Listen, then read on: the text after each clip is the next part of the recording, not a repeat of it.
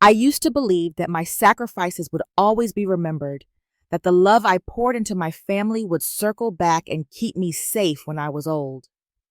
For years, I gave everything, my energy, my time, my youth to raise my son and make sure he had the life I never did. I denied myself small joys, saved every penny, and turned my back on opportunities so he could thrive. When I looked at him, I thought he would be my pride, my protection, and my comfort. I never imagined that the same child I once carried in my arms would one day tell me I was a burden. It started with whispers. My daughter-in-law never liked me much, but I tried to ignore her cutting remarks. Old-fashioned, she would say, when I cooked the meals that used to make my son smile. She doesn't understand how we live now, she would complain, her voice dripping with disdain. I told myself she was just young, just stressed that if I stayed quiet, peace would return. But the distance between me and my son grew wider each day. He stopped asking for my advice, stopped sharing his dreams. Instead, he came home with cold eyes that avoided mine, as though I were a shadow clinging to the corner of his perfect life. I prayed silently, holding on to hope that things would change. Then came the night that shattered everything. We were at the dinner table. I had prepared his favorite dish, hoping to remind him of simpler times of the bond we once shared. Instead of gratitude, I received silence. His wife barely touched the food, her lips curled in visible disgust. Finally, she pushed the plate away and said, "Why should we keep supporting someone who contributes nothing? We need space, and she's holding us back." I looked at my son, waiting for him to defend me, to say that I was his mother, that everything I had done for him mattered. Instead, he lowered his gaze. Then he said words that cut deeper than any blade. "Mom, maybe it's better if you leave. We need our own life now." My chest tightened, as though the air itself had turned against me. I wanted to remind him of the sleepless nights, the tears I wiped from his face, the times I worked until my hands bled so he could go to college. But the words stuck in my throat. The boy I had loved so fiercely was gone, replaced by a man who looked through me as if I were nothing more than an inconvenient memory. I didn't cry in front of them. Instead, I stood up slowly, my body trembling but my voice steady. "I understand," I whispered. I went to my small room, packed what little I could carry, and walked out of the home I had built with my own sacrifices.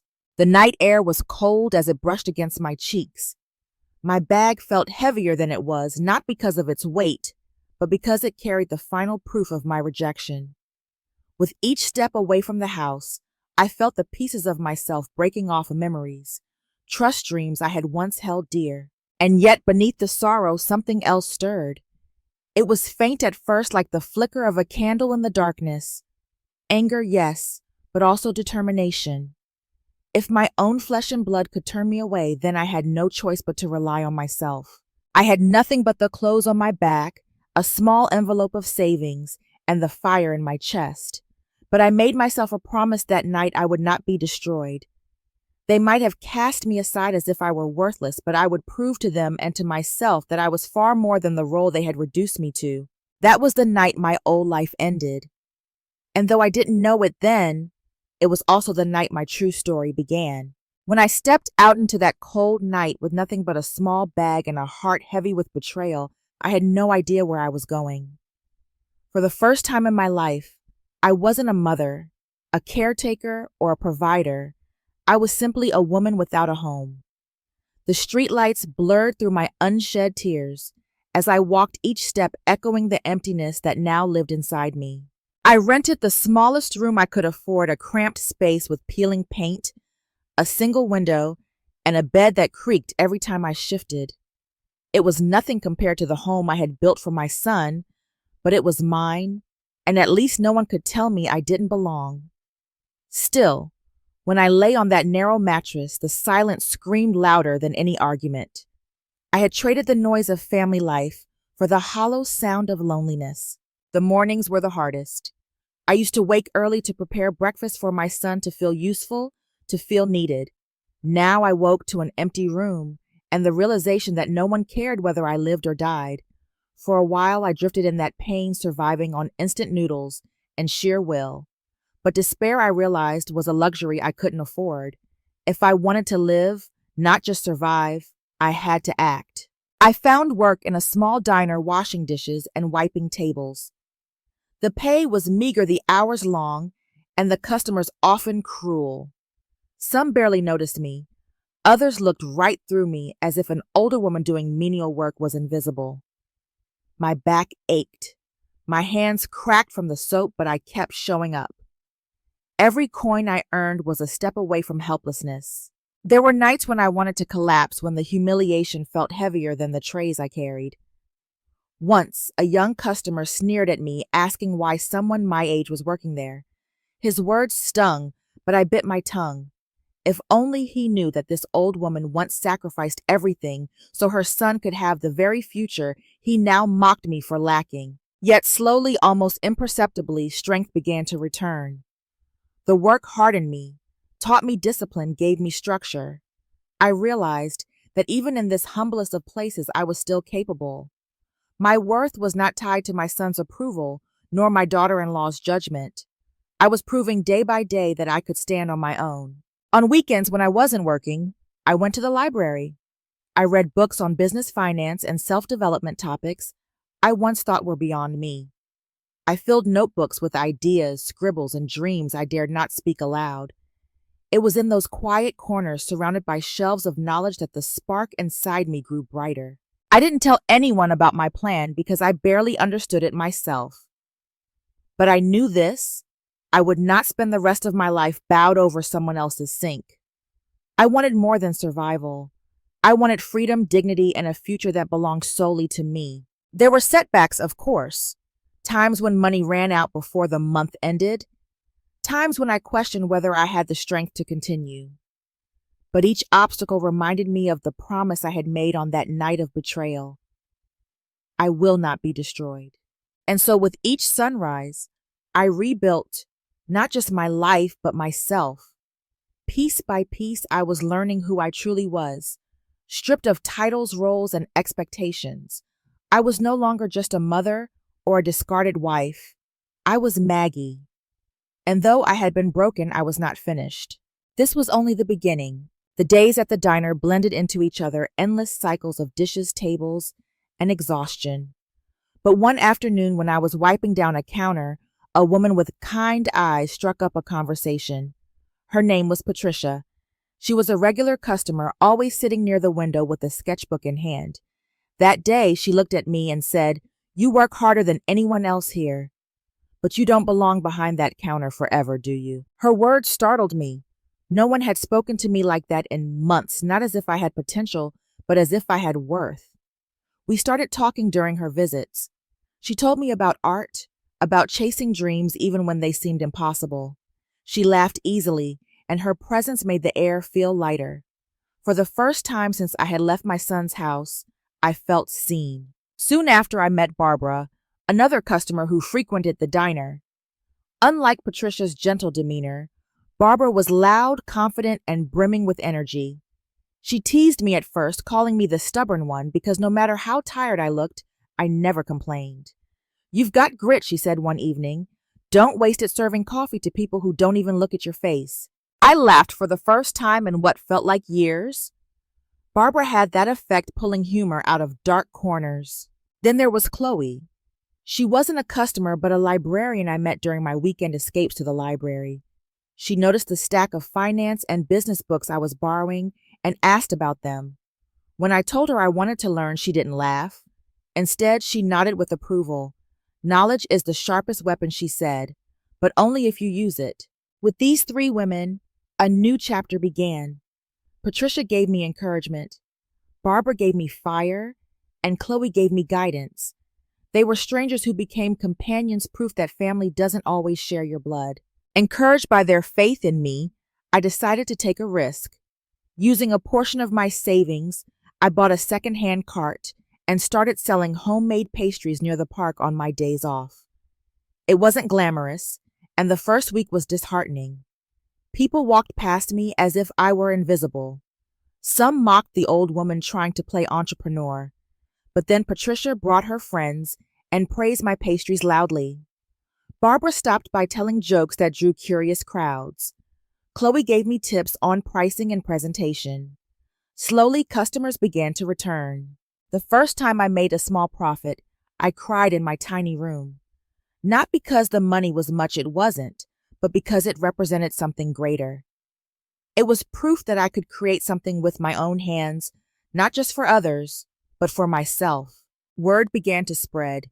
Children tugged at their parents' sleeves asking for the sweet bread from the kind lady. Office workers bought my pastries for their coffee breaks. Each sale, each smile was a stitch repairing the torn fabric of my self-worth. Still, it wasn't easy. There were rainy days when no one came, when my pastries went unsold, and I returned home with pockets empty and heart heavy. But even then, I reminded myself I was no longer the woman begging for space in her son's house. I was building something small, fragile, but mine. One evening, after I closed my cart, Patricia joined me on a bench. She looked at me and said, "See, I told you you're more than they made you believe." I looked at her, at Barbara's laughter in the distance, at Chloe waving from the corner, and I realized something profound. I was no longer alone. I had found strength not only in myself, but also in the people who chose to stand beside me. That night, as I walked back to my room, with the day's earnings clutched tightly in my hand, I felt the flicker inside me transform into a steady flame. I wasn't just surviving anymore. I was moving forward. And for the first time since everything had fallen apart, I dared to believe in tomorrow. The park where I sold pastries had become familiar territory, a small stage where my courage grew with each day. Customers began recognizing me. Smiles replaced the initial indifference. Encouraged by these little victories, I decided it was time to expand. Not a fancy bakery, just a stall that could accommodate more pastries, maybe even beverages. Barbara was the first to cheer me on. "If you don't aim higher, you'll never know how far you can go," she said, clapping her hands with that infectious energy. Patricia helped with designs and packaging, turning my humble pastries into something visually inviting. Chloe taught me how to track costs and profits, how to read customer behavior, and even introduced me to a local business group for small vendors. At first, things went surprisingly well. I earned more, customers lingered longer, and people began sharing their experiences on social media. It was thrilling, but the challenges came swiftly. A new bakery opened near the park, a big, flashy place with prices lower than mine. Some regular customers switched. A few pastries spoiled during a sudden heat wave, leaving me with losses. I won't lie, there were moments I considered giving up. Memories of my son's house, of feeling powerless and invisible, crept back. Doubt gnawed at me. Maybe I am too old for this. Maybe I'll fail again. But then a quiet evening, I received a message from Chloe. "You've already come so far. Remember why you started." I thought about Patricia, who had seen worth in me when I saw none. I thought about Barbara, whose laughter and encouragement had sparked fire in my weary heart. I thought about the children who tugged at their parents' sleeves for my pastries. And I thought about myself, the woman who refused to remain invisible. With renewed determination, I adjusted my strategy. I introduced seasonal flavors, created a small delivery option, and partnered with local coffee shops. I learned to navigate setbacks without letting them define me. Slowly, my customer base returned and grew. The day I sold out every single pastry, for the first time, I felt a surge of triumph. Not just the money, not just the recognition, but the proof that perseverance pays off. Every blistered hand, every sleepless night, every doubt conquered had led to this moment. And then came an unexpected test. My son called. His voice carried an unfamiliar tone, a mixture of regret and distance. He mentioned financial trouble, subtly hinting that perhaps he had underestimated me. Part of me wanted to shrink to apologize for past mistakes, but I remembered the strength I had built. I responded calmly, offering advice, but keeping my boundaries. I was no longer the woman at his mercy. I was standing firmly on my own. Business continued to flourish. I began mentoring a few other elderly women in the neighborhood, showing them that starting something new was never too late. Their faces mirrored the same hope and trepidation I once felt. Together, we celebrated small victories, first profits, first repeat customers, first social media shoutouts. At night, I often walked to the park with a quiet satisfaction. The city lights glimmered, the scent of baked goods lingering faintly in the air. I had learned something vital. Strength wasn't about never falling. It was about rising over and over with resilience and courage. I was rising stronger, not because life had become easy, but because I had reclaimed myself step by step, lesson by lesson. And as I closed the stall for the night, the fire inside me wasn't just steady, it was bright enough to light the path ahead. Months passed, and my little pastry business had grown into something I never imagined. The stall was now a modest but thriving cafe, humming with chatter and the aroma of fresh pastries. I had my routine, my customers, and most importantly, my confidence. But life has a way of testing even those who have found their footing. One afternoon, I received an unexpected invitation to my son's house. My heart skipped a beat. Curiosity, fear, and hope tangled together. Part of me wanted to refuse to protect the safe world I had built, but another part whispered, "This is your chance to set the record straight." I arrived with calm determination. His wife greeted me politely, her previous arrogance softened by time or perhaps circumstance. My son, hesitant at first, finally looked me in the eye. There was tension, yes, but also an unspoken acknowledgement of the past. "I've heard about your business," he said quietly. "You've done well." I smiled gently. "I've done what I needed to do. Not for you, not for anyone else. For myself." He shifted uncomfortably, perhaps realizing how much he had underestimated me. The years of judgment, the dismissive words, they seemed lighter now, like shadows that no longer had power over me. We spoke cautiously, sharing updates about life, subtly testing the waters of reconciliation. I kept my boundaries firm but kind. The conversation wasn't about blame or apology, it was about presence and acknowledgement. For the first time in years, there was a sense of balance. Returning to my cafe, I felt a profound sense of closure. I had faced the people who once held power over my emotions, and had done so without losing my dignity. And as I unlocked the door, the familiar scent of baked goods wrapped around me like a warm embrace. My days were filled with work, laughter, and mentorship. Elderly women who once doubted themselves now ran small stalls alongside mine, drawing courage from the example I set. Their successes were mine too, a testament to what could happen when determination meets opportunity. One evening, as I prepared a batch of my special cinnamon rolls, Barbara came in with her usual cheer. "Look at you. You're unstoppable." Patricia arrived shortly after carrying a tray of beautifully designed menus. "You've built more than a business. You've built a community," she said, her eyes sparkling with pride. Chloe dropped by with a stack of notes on local vendor fairs. "And there's more to come. You're just getting started," she reminded me. I realized she was right. This wasn't the end. It was the beginning of a new chapter. One I had written with my own hands, my own heart, and my own courage. At night, I would sometimes sit on the bench outside watching the city lights shimmer on the pavement. The journey had been long, filled with doubt, rejection, and hardship. But every setback had taught me something invaluable: the strength to rise, the wisdom to act with grace, and the courage to claim my own happiness. And though the past with my son remained complex, I no longer needed his approval to validate my worth. I had discovered it within myself, a treasure that no one could take away. In that quiet moment, the world felt wide and full of possibilities. I was free, not because life had been easy, but because I had mastered the art of resilience. I was no longer defined by my past, by the judgments of others, or by my fears. I was defined by the fire I carried inside, the life I had reclaimed, and the future I was still creating. Rising stronger, standing taller, and living fully, I had come full circle. Weeks turned into months, and my cafe continued to flourish. But more than that, I noticed something else, a quiet ripple of change spreading around me.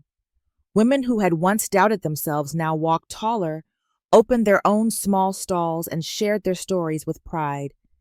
Seeing them succeed brought a joy deeper than any business milestone. I often found myself mentoring newcomers, listening to their fears, and encouraging them to trust in their own strength. Each success, each small victory felt like a shared triumph, a testament to the power of resilience and courage. One morning, as I arranged fresh pastries on the display, I received a message from a young woman I had met months ago, a note full of gratitude. She had started her own business inspired by my journey, and she wrote that my story had given her the courage to begin. My heart swelled. This was the legacy I had never imagined, a circle of empowerment, kindness, and determination that extended far beyond my own life. At night, I still sat on my favorite bench watching the city lights dance. The journey hadn't been easy, but I now understood that every challenge had been a step toward freedom, clarity, and fulfillment. I smiled, thinking of all the doors yet to open, all the stories yet to unfold. I was no longer defined by the past or by others' expectations. I was defined by my choices, my courage, and the life I continued to build, one filled with hope, strength, and endless possibilities. And so I moved forward, not just surviving, but thriving, ready for whatever new horizons awaited.